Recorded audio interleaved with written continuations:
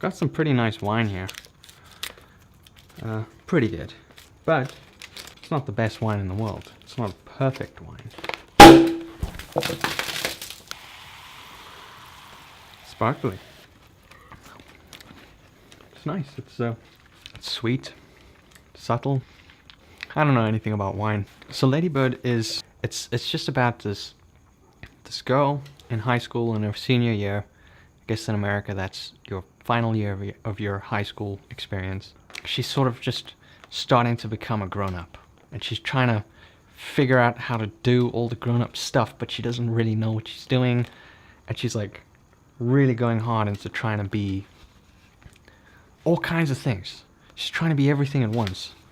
She's this really cool character, but she comes up with this name, Lady Bird, and that's her new name, according to her. Mostly what it's about is about her relationship to her mom. So let's just quickly get into this.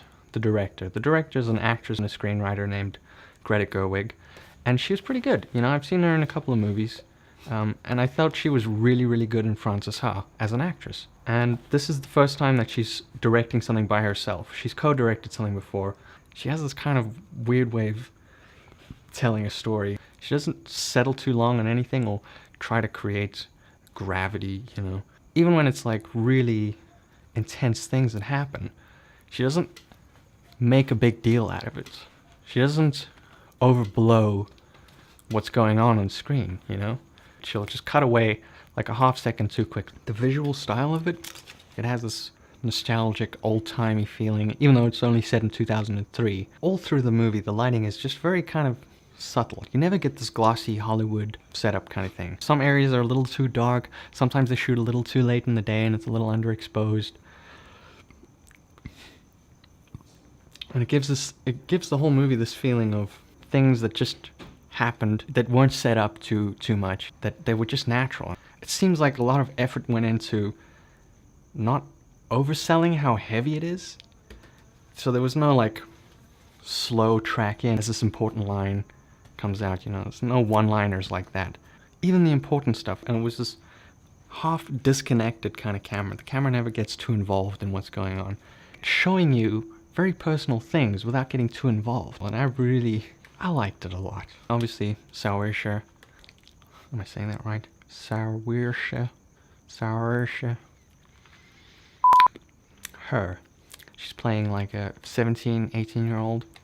A lot of times when people are writing about their own childhood or about teenagers, they'll make them idealized teenagers, behaving like a grown-up. This film did none of that.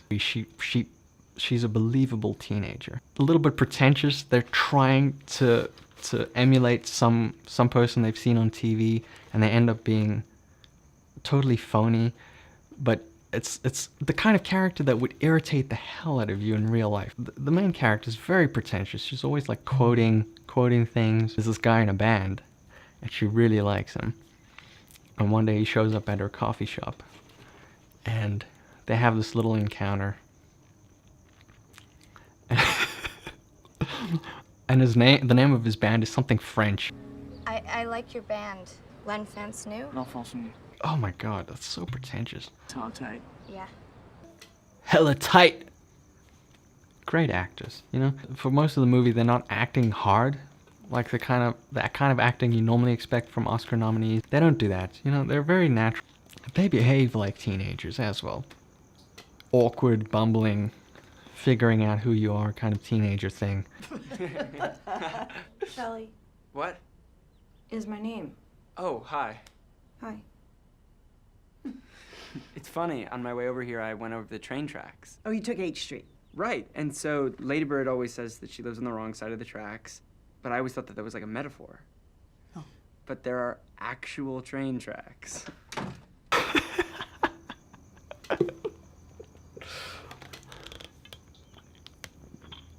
That's the kind of stuff that I loved. Pure teenage ignorance. But like, he isn't sold as just an irritating guy. He's sold as like a teenager who's trying to be mysterious and cool. He's trying to be like special. He's trying to be different from everybody else. He knows what the government's up to. I really like this movie. I think it's a really good movie. But I don't know that it lives up to all of the hype. Because the hype is humongous, you know? The hype is gigantic. Have you seen some of the posters out there? This is the best coming-of-age film of all time. It's a perfect movie, you know? How am I supposed to enjoy that? How are you supposed to enjoy a movie when it claims to be a perfect movie before you even go in? It seems like people want this new filmmaker to be successful, so they're like, we gotta praise the hell out of this movie so that we can get people into the theaters watching the movie, you know? It feels a little bit dishonest to me. I feel like in most of the reviews you see online, I mean, on Rotten Tomatoes, this thing has got more positive ratings than any other film in Rotten Tomatoes history, which is ridiculous. I mean, it's a great film, but it's not the world's greatest film. And I think people should know what it is before they go in. Calling a movie perfect is almost as bad as calling it a piece of shit, you know? It's heavy. It's a small film. It's a little, tiny, beautiful moment in life. That 1 year of her life captured in film. That's all it is trying to be. I understand, like, to get people to watch movies, you need to hype it up. Nobody watches a movie unless it's hyped to shit, you know? You can't go to a movie and just see a movie. Now you have to go in to a movie theater with 6 months worth of build-up on your back. And that sucks. Especially for a movie like Lady Bird. The first time I drank this wine, somebody told me, this is going to be the best wine you ever taste. This is going to be the best thing that ever touches your lips. It's a perfect wine. It's the best sparkling rosé wine of all time. That's too much build-up. This wine isn't trying to be any of those things. This wine is just trying to be a nice little wine. It shouldn't be anything more than that. Plot twist.